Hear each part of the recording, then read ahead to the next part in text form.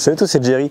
Aujourd'hui, petite vidéo un peu spéciale, on va repartir dans le passé en 2018 lorsque j'avais acheté la Oldsmobile Delta. J'avais à l'époque filmé des vidéos. Ça aurait dû être la toute première vidéo Jerry's Ranch ever. Je l'ai jamais publié parce que je trouvais que j'étais pas assez dynamique à la caméra, pas assez à l'aise non plus, c'était ma première vidéo forcément. Je me suis dit, maintenant que j'ai retrouvé les rushs, que j'allais la monter, que j'allais faire ce que je peux avec ce que je sais maintenant pour la rendre un peu plus dynamique, on va dire, faire un peu plus de cuts peut-être. Comme ça, éventuellement, si parmi vous, il y en a qui hésitent à se lancer dans l'aventure YouTube, faire des vidéos ou autres parce qu'ils se sentent pas à l'aise devant la caméra, peut-être ça pourra vous motiver justement à voir que oui, forcément au début on n'est pas à l'aise, mais tout vient avec le temps, il faut pratiquer pour pouvoir apprendre en fait. Un philosophe a dit une fois, un philosophe qui s'appelle Jack the Dog, qui vient de la série Adventure Time, qui disait: être nul à quelque chose est la première étape pour devenir bon à quelque chose. Donc voilà, j'espère que cette vidéo vous plaira. Il y aura une vidéo présentation qui va venir prochainement aussi sur la chaîne de la petite Ford Mustang ici présente. Bonne vidéo à tous.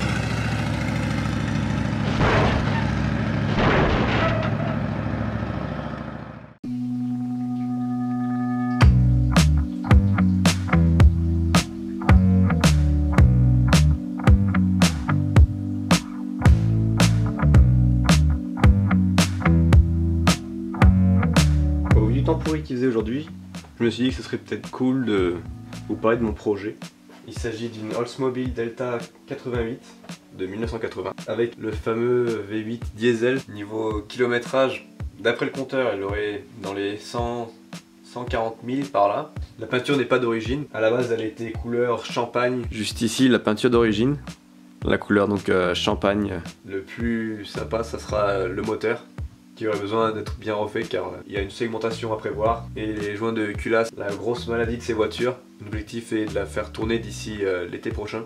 Là, vous allez sûrement me demander pourquoi le pare-choc arrière est enlevé. C'est juste parce qu'en fait elle rentrait pas dans le garage. Enfin, elle rentrait dans le garage mais la porte ne se fermait pas. J'ai préféré enlever le pare-choc plutôt que laisser le garage ouvert constamment. Voilà ce que je suis obligé de faire pour pouvoir fermer la porte de mon garage. À l'époque elle avait aussi le toit vinyle qui a été enlevé par l'ancien propriétaire car il était en piteux état. On peut voir que la lunette arrière a un peu été trafiquée avec des morceaux de baguettes en aluminium. C'est vraiment pas très joli, mais bon, à mon avis ça doit cacher de belles surprises et j'ai pas trop envie de m'attarder sur les boulons en carrosserie. Je vais surtout me concentrer sur le moteur. À l'intérieur c'est donc giga confort, banquette avant, banquette arrière en velours. Ce que j'ai bien aimé sur cette voiture c'est l'état de l'intérieur qui est relativement bien conservé. On a un siège électrique.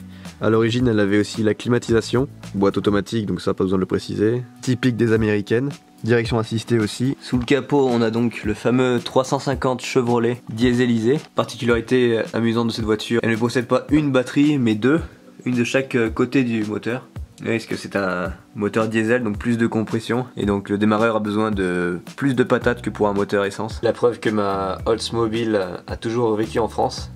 Et voici pourquoi j'ai dû changer le volant d'origine. Le cerclage en plastique est tout parti, il reste plus que l'armature en métal. Comme on peut le voir sur l'emblème du capot, diesel est inscrit un peu de partout sur ce véhicule. C'était la fierté de l'époque, un V8 en diesel. Suite aux nombreuses crises pétrolières, le V8 diesel semblait être la solution parfaite.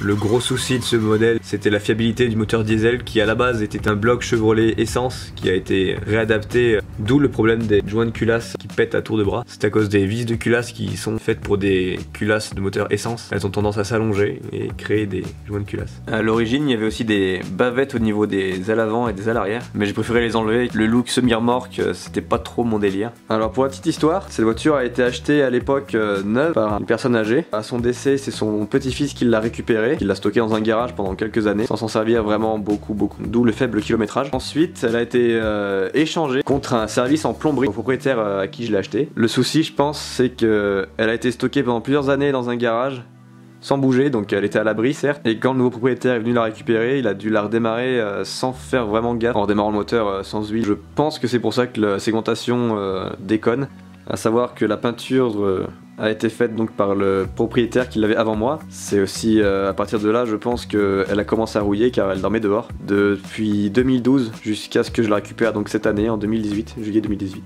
Elle dormait dans la rue dehors et dans un endroit où il y avait plutôt de l'herbe en dessous, de l'herbe et de la terre. Je l'ai acheté 1100 €.